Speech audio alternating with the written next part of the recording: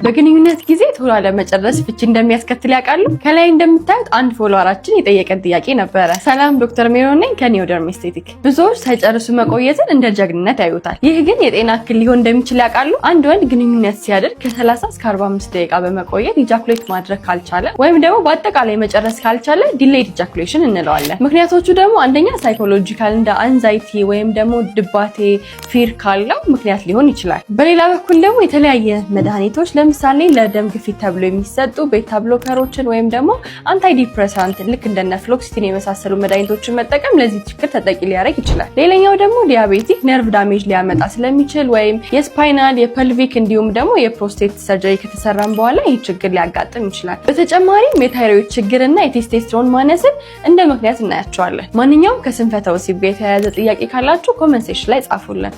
እንዲሁም ይህን አገልግሎት ማግኘት ከፈለግ አድራሻችን ላፍቶ ከሳውዝ ዌስት አካዳሚ ወደ መድኃኒዓለም የሚወስደው መንገድ ላይ እንገኛለን። ለበለጠ መረጃ ባዮ ላይ ባለው ስልክ ይደውሉ።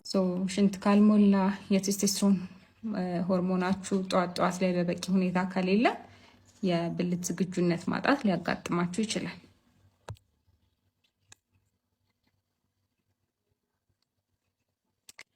ሴቶች ላይ ቶሎ መጨረስ የለም። ሴቶች ላይ ያለው ቶሎ ያለ መጨረስ ወይም ያለ መርካት ችግር ነው። የኢጃኩሌሽን ፕሮብሌም ቶሎ መጨረስ በጣም ብዙ ወንዶች ላይ የሚከሰት ኮመን ችግር ሲሆን ያለ መጨረስ ችግር ደግሞ ጥቂት ወንዶች። ለስንፈተ ወሲብ ቶሎ ለምትጨርሱና አልጋ ላይ ፍርሃት ላለባችሁ ወንዶች በጠቅላላ እንዴት በቤታችሁ በቀላሉ ማስተካከል እንደምትችሉ በዚህ ቪዲዮ እናያለን። የስንፈተ ወሲብ ችግር ከምንም ጊዜ በላይ ጣሪያ ነክቷል። በጣም ብዙ ወንዶች ውድና ለጤና ብዙ ጣጣ ያላቸው ኪኒኖችን እየወሰዱ ህይወታቸውና ኪሳቸውን አደጋ ላይ እየጣሉ ነው። በዚህ ቪዲዮ ግን በአብዛኞቻችን ጓሮ የሚገኝና በቅርቡ በሚወጡ ሳይንሳዊ ጥናቶች አቅሙ የተአምር ያህል እየተመሰከረለት ስላለና ስለማጠብቁት ተክል ነው የምነግራችሁ። ተክሉ በሶ ብላ ሲሆን የተጠቀሙ ሰዎችን በውጤቱ በጣም ደስተኞች ናቸው። ሙሉ መረጃውንና አጠቃቀሙን ዩቲዩብ ላይ ስላስቀምጥኩላችሁ የበለጠ መረጃ ለምትፈልጉ ሰዎች ባዮ ላይ ያለውን ሊንክ ተጭኖኝ። በተረፈ ይህንን ቻናል ፎሎ ማድረግ እንዳትረሱ። ያጋጥማችሁ ይችላል። ስለዚህ ለ5 ሰከንድ የሚሆን ግንኙነቱን ማቋረጥና ስኩዊዝ ማድረግ ወይም ጨምቆ መያዝ ማለት ነው። ሌላኛው እንግዲህ ባሪየሮች መጠቀም ነው። ቅድም እንዳልኩት ወፈር ያለ ኮንዶምን መጠቀም የግንኙነት ቆይታችሁ እንዲረዝም ያደርገዋል ማለት ነው። በቤት ውስጥ የሚሞከሩትን ሞክራችሁ ፌል ካደረገና መሻሻል ከሌለው ቆይታው ተመሳሳይ ከሆነና ለሚስቶቻችሁም ያለ መርካት ችግር እናንተም ግንኙነቱን እንድታጣጥሙ የማያደርግ ሁኔታ ላይ ከሆናችሁ ወደ ሕክምና መጣችሁ የግንኙነት ቆይታ ሊያረዝሙ የሚችሉ መድኃኒቶችን መጠቀም የተሻለ ይሆናል ማለት ነው። ሌላ ግንኙነትን ተደጋጋሚ ባደረጋችሁት ቁጥር የግንኙነት ቆይታችሁ እየተሻሻለ መሄድ አለበት። ይሄ ግንኙነት በተደጋጋሚ ተደርጎም ተመሳሳይ ቆይታ ካለውና መፍጠን ካለው አሁንም ሕክምና ያስፈልገዋል ማለት ነው። እንደውም የእውነት ከሆነ ሴት ልጅ የወደደችና ያፈቀረች የምታሳያቸው ምልክቶች። የእውነት ወዳ ከሆነ ሴት ልጅ ስላንተ የሚያሳስባት ከአንተ ጋር ስትሆን ወደፊቷ ነው። ዛሬ ላይ ምንም አይነት ነገር እንትን አይላትም። ምክንያቱም ነገር ላይ አብረን እንሆናለን ብላ ስለምታስብ። የምር ስትወድህ ሴት ልጅ ነገዋን ከአንተ ጋር ሰርታ ትጨርሳለች። ነገዋን ትስለዋለች። ስለምትወዷቸው ልጆች፣ ስለምትኖሩበት ቤት፣ ስለምታሳልፉት ፍቅር ሁሉንም ነገር ጭንቅላቷ ውስጥ በቃ ስላትጨርሰዋለች እና የምታሳይህ ነገር ታከብርካለች። የሆነ ነገር በስራክ የሆነ ነገር አጋጥሞ ከነገረች በርታ፣ ይሄን ነገር ማድረግ ትችላለህ እያለች ነው የምትነግርክና ሌላኛው ነገር ደግሞ እኔ ማለት ታቆማለች። ሴት ልጅ ከምሯ ከወደደች እኔ እያለች አታወራም። እኛ እንደዚህ ስናረግ እኛ እያለች ነው የምታወራክ። ገብቶሃል አይደለ? እኔ ማለት ታቆማለች እና እንደዚህ አይነት ሴቶች የምር የሚወዷችሁ ሴቶች ናቸውና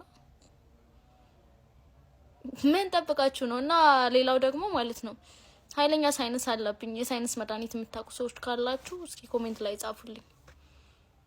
ወንድ ልጅ ጎበዝ፣ ታታሪ፣ ጠንካራ እንዲሆን ከፈለሽ የኔ ቆንጆ እሱ ሰርቶ የሚያመጣውን አንቺ ከስር አጥፊበት። ያኔ ጎበዝና ታታሪ ይሆናል። ሴት ልጅ አንተ ጋር ያላት ነገር መጀመሪያ ላይ ሲቀየር ላንተ ያላት አመለካከት አብራክ ሆና አብራክ እየኖረች ሚስት ፍቅረኛ ሆና አንተን ስትላህ የምታደርጋቸው ነገሮች በመጀመሪያ ዝምታን ትመርጣለች። የሆነ ነገር የሆነ ሐሳቧን ስትናገር በሀሳብ ትስማማለች፣ ልክ ነህ ትልሃለች።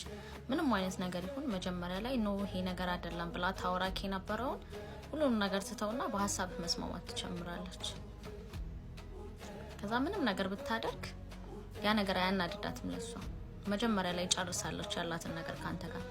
ሴቶች ባይዛው ሴት ልጅ ስትቆርጥ መጀመሪያ ነው የምትቆርጠው። ወንድ ልጅ አይደለም። ወንድ ልጅ የሆነ ምክንያታዊ ፈልገው ወዲያው ነው እንትን የሚለው። ሴት ልጅ ግን ካንተ ጋር ያላትን ነገር ለመቁረጥ ረጅም ጊዜ አስባበትና ወስናበት የምታደርገው ነገር ነው። ከዛ በኋላ ግን ምንም ነገር አይመልሳትም። የመጨረሻ ጫፍ የሆነች ሁኔታ ነው የምትጠብቀው። በሁኔታዎች ያላችሁ ነገር እዛ ጋር ያቆማል ማለት ነው። ሴት ልጅ በማያናድደው ነገር ማናጫናጭና ማኩረፍ ከጀመረች ትኩረት አታለች ካንተ ማለት ነው።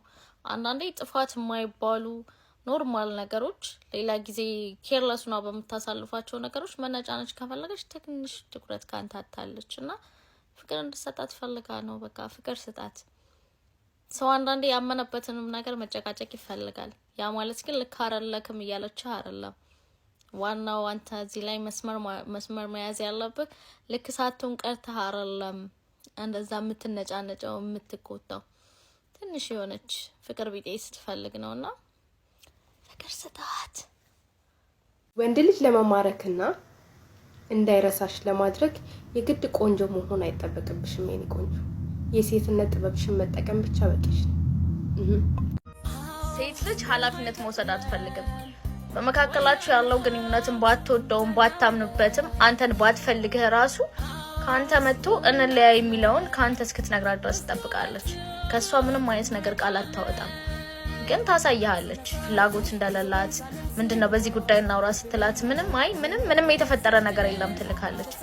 ያ ነገር ሲሰለችክ በተደጋጋሚ ያንን ነገር ስታንጸባርቅ አይ በቃሽ እንደዚህ ከሆነ ነገሮች ማቆም አለበት። በጣም ነው ደስ የሚላት። ምክንያቱም ኃላፊነት መውሰድ አትፈልግም። ምናልባት ከዛ በኋላ ሂዳ ያሰበችው ነገር ባይሳካላትና አንተ እንደምትወዳት እንደምታፈቅራት እንደምታከብራት ልቧ ስለሚያውቀው ተመልሳ ብትመጣ ከሷ ከሆነ ሄደችው እንደምትቆርጥ ይገባታል። ካንተ ግን ከሆነ መልሳ እንደዚህ ብዬ እኔ ነኝ ጥፋተኛ ያኔ ነገሮችን ተረጋግተን ማሰብ ስንችል እናቁም ያልኳት እኔ ነኝ የሚለውን ኃላፊነት እንድትወስድ ስለምትፈልግ ዞራ ብትመጣ ያስቀመጠች ቦታ እንድታገኝ ስለምትፈልግ ኃላፊነት መውሰድ አትፈልግም። ግን ምን አይነት ጸባይ ነው በእናታችሁ?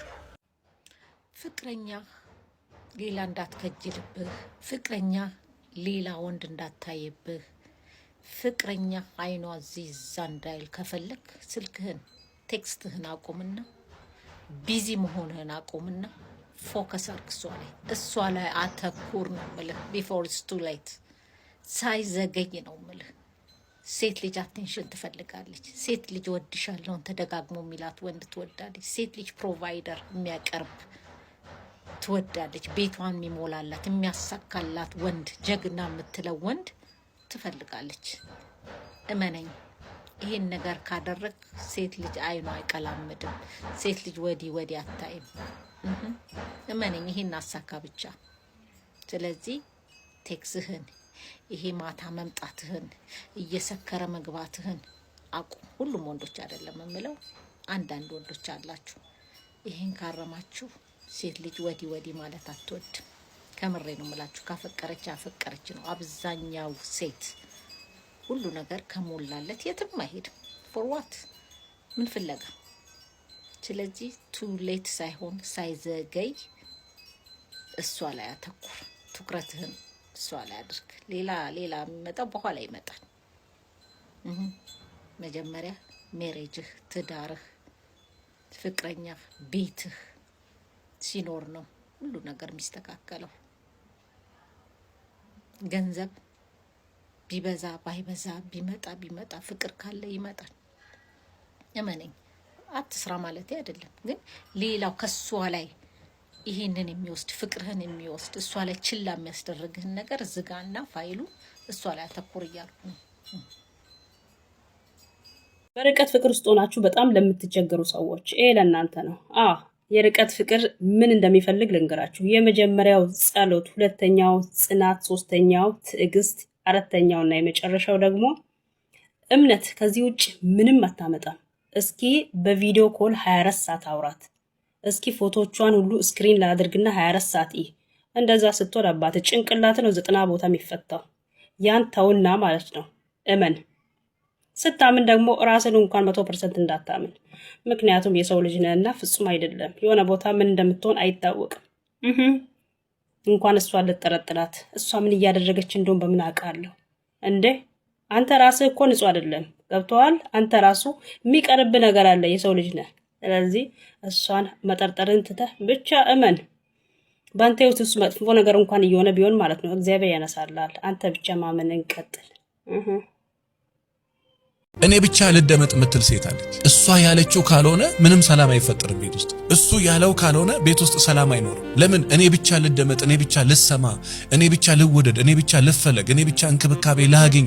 እንደዛ ደግሞ መሆን አይችልም ወዳጄ። አንተ ብቻ ሳይሆን አንተም ሚስትህም እኩል። ሚስት ካንተ የሆነ ነገር፣ አንተ ከሚስት የሆነ ነገር፣ ሚስትም የሆነ ሐሳብ አላት፣ አንተም የሆነ ሐሳብ አለ። ስማኝማ የኔ ንጉስ፣ ህይወቴ ውስጥ ባልጠበቅኩት መንገድ ብትገባ አንተ የልቤ ንጉስ እንደሆንክ ለማወቅ ጊዜ አልወሰደብኝም። አፈቅርካለሁ የምትል ሚስት ይስጥህ። አሜን። ባለፈው ብልት አካባቢ አሳሳ መስጠት ብለን በሰራነው ቪዲዮ በደንብ መታጠብ ባክቴሪያ ያጠፋል እንጂ እንዴት ያመጣል ብላችሁ የጠየቃችሁኝ ሰዎች ይህ ቪዲዮ ለእናንተ ነው። ሰላም ዶክተር ሜሮን ነኝ ከኒውደር ሚስቴክ። የሴት ልጅ ብልት በተፈጥሮ ራሱን በራሱ የሚያጸዳ አካል ነው። በውስጡ ያሉ ጥሩ ባክቴሪያዎች አካባቢውን አሲዳማ በማድረግ ኢንፌክሽንን ይከላከላሉ። እናንተም ከመጠን በላይ ስትታጠቡና በሳሙና በታጠባችሁ ቁጥር እነዚህን ጥሩ ባክቴሪያዎች እየገደላችሁ ነው። በዚህም ምክንያት ማሳከክ፣ ድርቀትና ያልተለመደ ሽታ ያጋጥማል። ታዲያ እናንተ ምንም አይነት ጥያቄ ካላችሁ ኮሜንት ሴክሽን ላይ አስቀምጡልን። ይሄን ፔጅ ግን ፎሎ ማድረግ አትርሱ። የሴቶችን 3 ሚስጥር ልንገራችሁ። የመጀመሪያው ሴት ልጅ በየቀኑ የምትደውልልህ ከሆነ ትኩረትህን ፈልጋለች ማለት ነው። ሁለተኛው ሴት ልጅ ስትደሰት ንግግሯን ማቆም አትችልም። ሶስተኛ ሴት ልጅ ዝም ስትል በውስጧ በጩኸት እያለቀሰች ነው ማለት ነው። ለትዳር የሚሆኑ ሴቶች አንደኛ አፍንጫ ጎራዳ ወይ ደግሞ ድፍጥጥ፣ ሁለተኛ ጸየም ያሉ፣ ሶስተኛ